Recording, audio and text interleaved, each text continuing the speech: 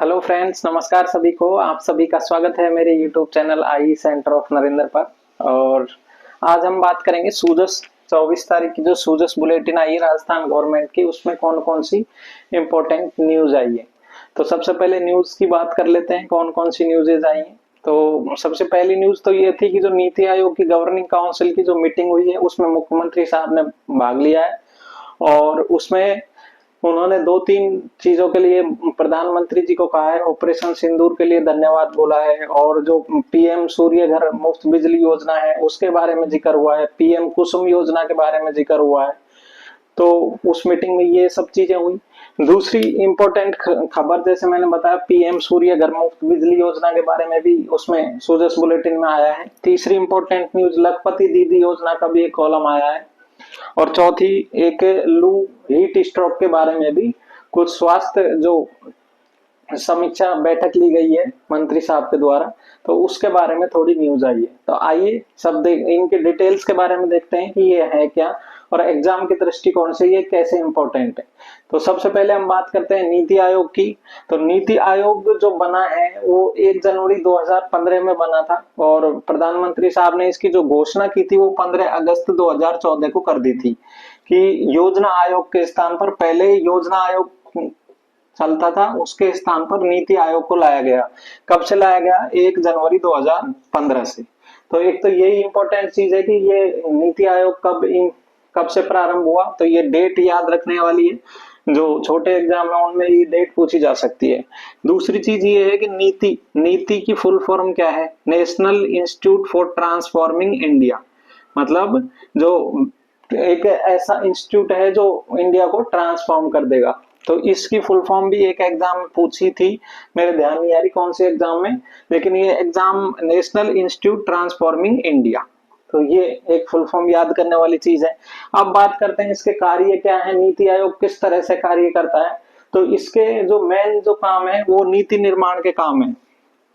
ये सबसे पहले नीति निर्माण कर लेगा, पहले ही नीति निर्माण कर लेगा कि आगे इंडिया को एक तरह से जो आगे के लक्ष्य हैं उनके लिए पॉलिसी बना देगा कि इस तरीके से चलना है और इस तरीके से इन गोल्स को अचीव करना है।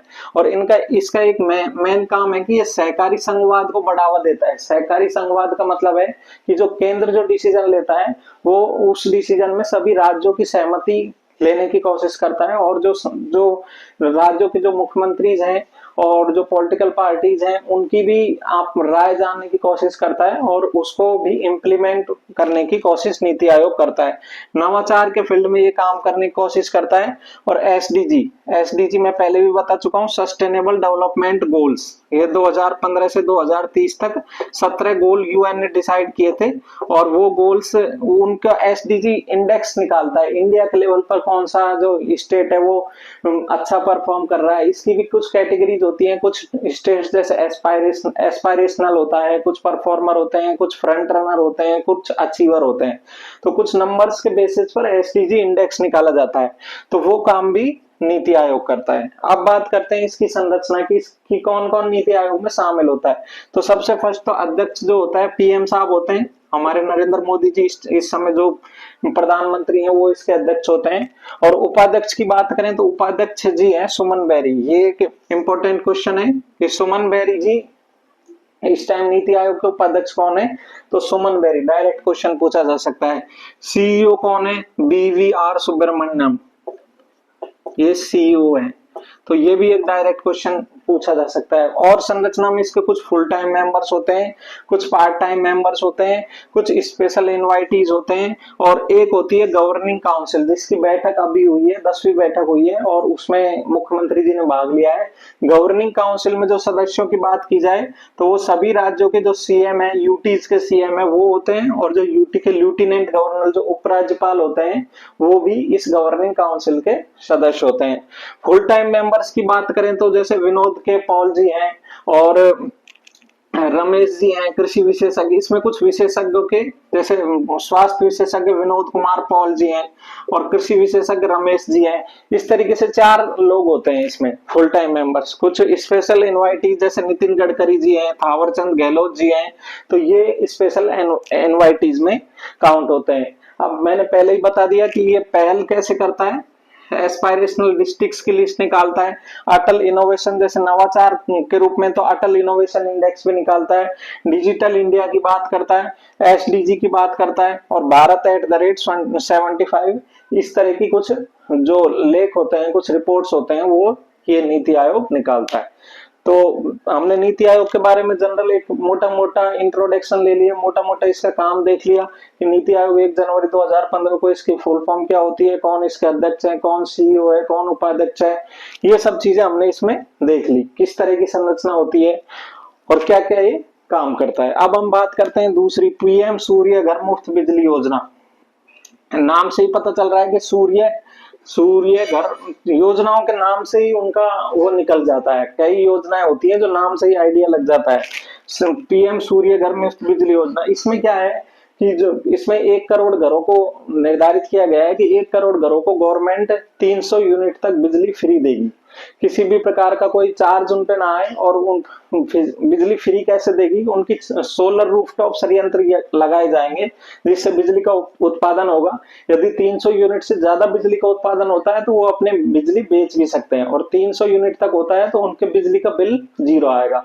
तो ये भी काफी अच्छी योजना है, और साथ में इसमें कुछ सब्सिडीज भी गवर्नमेंट की तरफ से दी जा रही है। तो बात करते हैं पीएम सूर्य। मैंने बताया कि 1 करोड़ घरों का लक्ष्य निर्धारित किया गया है। ये जो योजना है वो 13 फरवरी 2024 से चालू की गई थी। इसमें लक्ष्य यह था कि 300 यूनिट तक फ्री बिजली प्रदान की जाएगी। एक इसमें सब्सिडी भी दी जाती है, यदि 1 से 2 किलोवाट का संयंत्र लगाया गया है तो 30,000 से 60,000 तक की सब्सिडी गवर्नमेंट के द्वारा प्रदान की जाती है। 2 से 3 किलोवाट का संयंत्र लगाया गया तो 60 से 78,000, यदि मोर देन 3 किलोवाट तो 78,000 तक की सब्सिडी इसमें दी जाती है। लेकिन राजस्थान में एक और योजना चल रही है, सीएम निशुल्क बिजली योजना। इसमें क्या है कि जो ये सब्सिडी तो केंद्र सरकार के द्वारा दी जाती है, इसके अलावा ये 17,000 की सब्सिडी और प्रदान की जाती है। तो टोटल मिला के 95,000 की सब्सिडी प्रदान हो जाती है यदि मोर देन 3 किलोवाट से बड़ा संयंत्र है तो। और इसके जो कॉन्टेक्ट नंबर है, ज्यादा जानकारी के लिए 144x5 इनसे संपर्क किया जा सकता है और इन आवेदन किया जा सकता है। इसमें यही है कि आपका घर पे प्रॉपर स्पेस होना चाहिए, खुद का घर होना चाहिए स्वामित्व योजना के तहत, और ये सब चीजें इसमें क्राइटेरिया है। तो ये पीएम सूर्य घर मुफ्त बिजली योजना के बारे में भी बात हो चुकी है। तीसरी बात करते हैं लखपति दीदी योजना। लखपति दीदी योजना नाम से ही विदित है कि दीदियों को क्या बनाना है, लखपति बनाना है। इसमें क्या कर रही है गवर्नमेंट, जो ग्रामीण महिलाएं हैं उनको जो आर्थिक विकास होता है उनको एक तरीके से आत्मनिर्भर बनाने का लक्ष्य गवर्नमेंट ने निर्धारित किया गया है। और इसमें ये डिसाइड किया गया है कि जो ग्रामीण महिलाएं हैं उनको कुछ कौशल, कुछ उद्यमिता, कुछ ट्रेनिंग्स दी जाएगी, कुछ कढ़ाई बुनाई से रिलेटेड, कुछ कंप्यूटर से रिलेटेड, कुछ कृषि से रिलेटेड, कुछ ड्रोन से रिलेटेड। तो ये सब चीजें देके और उनको कुल मिला के उनकी इनकम जनरेट करनी है और उनको आत्मनिर्भर बनाना है। 1 लाख या 1 लाख तक की इनकम उनको होनी चाहिए।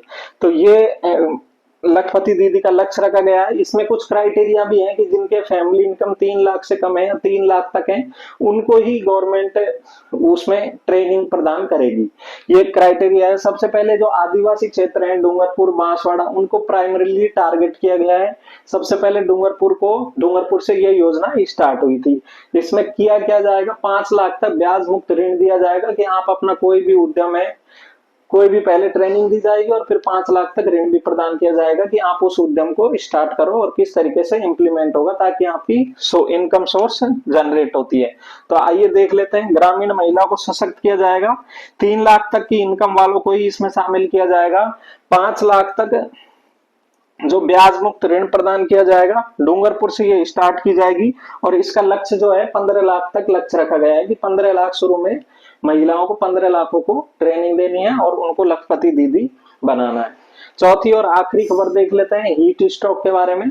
अभी गर्मियों का सीजन चल रहा है तो हीट स्ट्रोक की समस्या देखी जाएंगी। इसमें क्या होता है, जो बॉडी का नॉर्मल टेम्परेचर होता है 37 डिग्री सेल्सियस और 98.6 डिग्री फ़ारेनहाइट, वो बढ़कर 40 डिग्री सेल्सियस या फिर 104 डिग्री फ़ारेनहाइट तक पहुंच जाता है तो उसको बोलते हैं लू तापघात। मतलब बॉडी का जो हाइपोथैलेमस है वो और वो डिस्टर्ब हो जाता है, बॉडी का टेम्परेचर अबव हो जाता है, बॉडी टेम्परेचर रेगुलेट नहीं कर पाती और जैसे एक स्ट्रोक लाइक कंडीशन उत्पन्न हो जाती है। इसमें क्या होता है, या तो बहुत ज्यादा स्वेटिंग होगी या फिर स्वेटिंग बंद हो जाएगी, बॉडी उस लेवल पे पहुंच जाएगी कि स्वेटिंग आना भी बंद हो जाएगा, कॉन्शियसनेस डिस्टर्ब होगी, घबराहट होगी, हार्ट रेट बहुत ज्यादा चलेगी। ये सारे लक्षण ये लू ताप में देखे जाते हैं। बचाव और सुरक्षा किस तरीके से की जाती है कि बीच बीच में रेस्ट करते रहें और 10 से या 12 से 4 बजे तक काम को अवॉइड करें, धूप में ना निकले, कपड़े थोड़े से आरामदायक पहने और जो ठंडे पेयजल है उनको बीच बीच में ग्रहण करते रहें, जैसे पानी है, ओआरएस है, नींबू पानी है, इस तरह की चीजें, छाछ है, दही है, इस तरह की चीजें कंज्यूम करते रहें तो इन चीजों से बचाव संभव है। तो ये तो हुआ एक न्यूज़ों का पूरा प्रॉपर तरीके से एग्जाम के दृष्टिकोण से। अब देख लेते हैं क्वेश्चन क्या क्या बन सकते हैं इसमें। जैसे मैंने बताया कि 1 जनवरी 2015 नीति आयोग की सुमन बेरी, सीईओ बीवीआर सुब्रमण्यम, और इसमें 300 यूनिट ये भी पूछा जा सकता है। ये मुख्यमंत्री निःशुल्क बिजली योजना में कितनी सब्सिडी दी जा रही है? 17,000 की सब्सिडी दी जा रही है। लखपति दीदी योजना कहाँ से प्रारंभ की गई है? डूंगरपुर से। कितना ब्याज दिया जाएगा? ब्याज मुक्त ऋण दिया जाएगा 5 लाख तक का। और ये लू तापाघात में कितने डिग्री सेल्सियस टेम्परेचर हो जाता है? 14 डिग्री सेल्सियस। तो ये आज की न्यूज है। अभी इसका रिवीजन करेंगे अलवर की स्थानीय भाषा में, जैसे अब पहले के वीडियोस में भी किया है, और अभी देखते हैं उसको।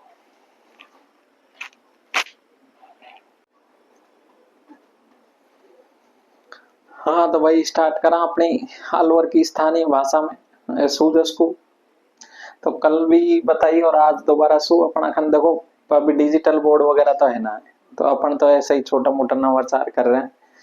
यदि तुमको पसंद आई आवे तो तुम शेयर कर दीजिए। और मेरे पास यहाँ का नोट्स भी हैं, मतलब एक पन्ना में आगे पीछे करके, और उनको भी मैं शेयर कर दूंगा। यदि कोई चाहे तो मेरा टेलीग्राम चैनल को ज्वाइन कर ले। तो सबसे पहले अपन बात करा नीति आयोग की। नीति आयोग का ये, नीति आयोग जब मोदी जी आया 2014 में, तो मोदी जी को मतलब एक नाम चेंज करवा को एक ट्रेंड ही रही है शुरू से ही। तो उन्होंने सबसे पहले यह नीति आयोग योजना आयोग चलवा करो आज पहले या वो चेंज कर दियो। एक यह घोषणा कर दी 15 अगस्त 2014 में भाई योजना आयोग को नाम नीति आयोग करो जाएगा। तो और 1 जनवरी 2015 से यह चीज लागू हो जाएगी।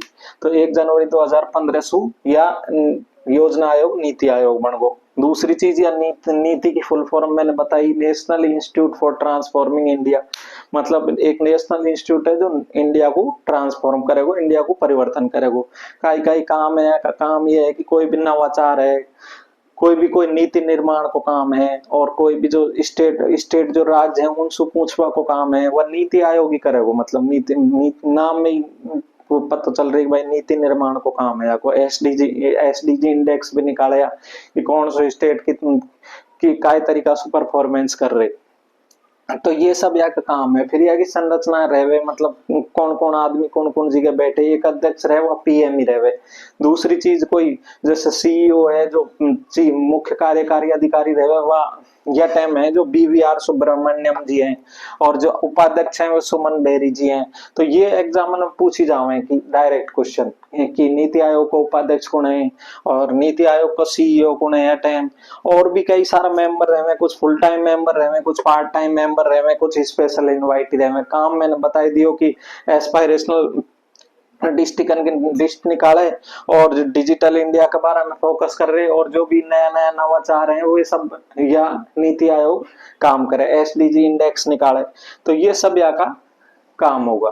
दूसरी योजना के बारे में बात करें तो पीएम सूर्य घर मुफ्त बिजली योजना मैंने अभी बताई आपको कि यहाँ में कहा है कि भाई 1 करोड़ परिवारों को 1 करोड़ घरन में 300 यूनिट तक बिजली मुफ्त करवा को विचार है पीएम साहब को, ताकि जो वो सौर ऊर्जा से बिजली बनाई जा सके और जो ग्रिडन पे लोड कम आवे। तो यहाँ में कहा ये यदि आपका घर में प्रॉपर छत पे स्पेस है तो वहां सौर ऊर्जा को प्लांट लगा दिया जाएगा और बिजली आपको वहां उत्पादन कर सको। काम गवर्नमेंट भी कुछ सब्सिडी दे रही है। मान लो 102 किलोवाट तक है तो 30 से 60,000 तक की सब्सिडी, 203 किलोवाट तक है तो 60 से 78,000 तक की सब्सिडी, और यदि 300 ज्यादा है तो 78,000 तक की सब्सिडी दी। मतलब दी जाएगी। और यही अपना राजस्थान में सीएम निःशुल्क बिजली योजना का नाम शुभ चल रही है। हमें क्या ये कि 78,000 तो केंद्र सरकार दे देगी, 17,000 अपनी राजस्थान सरकार दे देगी। तो यह हिसाब से 95,000 रुपया को बेनिफिट सीधो सीधो हो जाएगा। कोई लगवा बचाव है तो या 1-4-5 इन नंबर पे कांटेक्ट कर सके, या फिर pmsuryaghar.government.in है, एक वो गूगल सर्च कर सके और वहां पे प्रॉपर सब चीज आ जाएंगी। और तीसरी योजना की बात करें, लखपति दीदी योजना। लखपति दीदी योजना में यही है कि भाई जो आदिवासी महिला हैं, सबसे पहला आदिवासी महिलाओं को टारगेट करो जाएगा कि जो ग्रामीण महिला हैं उनको थोड़ी इनकम हो जावे, उनकी थोड़ी सी आर्थिक रूप से सशक्त हो जावे, आत्मनिर्भर हो जावे, या उन पर ध्यान दिया जाएगा, या में करो का ही जाएगा, या में यह है कि उनको 5 लाख रुपया तक को फ्री में ऋण दिया जाएगा, कोई उनसे ब्याज ना लियो जावे। लेकिन एक कंडीशन लगा दी कि जो परिवार में कोई सरकारी नौकरी ना होना चाहते और जिनकी इनकम 3 लाख तक की होनी चाहिए परिवार की इनकम, उनको ही सबसे पहले लियो जाएगा। ऐसी 15 लाख महिला सबसे पहले छांटी जाएंगी, फिर उनको ट्रेनिंग दी जाएगी कि यह तरीका से हम अपना उद्यम या फिर कोई भी उद्योग धंधो या फिर कुछ भी मतलब कृषि से रिलेटेड वहां में तुमको प्रशिक्षण दिया जाएगा, और 5 लाख रुपए बाद में दिया जाएगा कि भाई जाओ और अपने प्रशिक्षण को उपयोग में लो, अपना उद्योग धंधा को स्टार्ट करो और अपनी इनकम जनरेट करो, अपनी इनकम उत्पादित करो और लखपति दीदी बन जाओ। ठीक है। लास्ट में यह लू ताप है, हीट स्ट्रोक है, आवा वाला समय में जून में अपने राजस्थान में गर्मी खूब पड़े। तो यह में ध्यान रखने वाली बात यह है कि अपना शरीर को जो नॉर्मल तापमान है वह तो 37 डिग्री सेल्सियस है, लेकिन यह लू तापघात हो जाए कोई आदमी को तो वह पहुंच जाए 40 डिग्री सेल्सियस तक, और वह आदमी बहुत ज्यादा घबराहट, बेचैनी, और जो हुआ कि हार्ट रेट रहे वह बहुत ज्यादा चलवा लग जावे, और बहुत सारा सिम्टम मतलब एक तरीका से आदमी अचेत से हो जाए, अंधड़ से हो जाए। तो यह हीट स्ट्रोक की कंडीशन है। कैसे बचेगा? बीच बीच में छाछ वाछ अपने छाछ राबड़ी चले, गर्मी में तो खूब दबा के पियो, और जो भी है मतलब कपड़ा वपड़ा गर्मी में नहीं निकले, कोई बहुत ज्यादा जरूरी काम हो तो निकले, और ये सब चीजों को ध्यान रखे। यदि वीडियो अच्छी लगी हो तो शेयर करें, और किसी प्रकार कोई त्रुटि हो तो क्षमा करें। आपने मुझे सुना उसके लिए थैंक यू और धन्यवाद।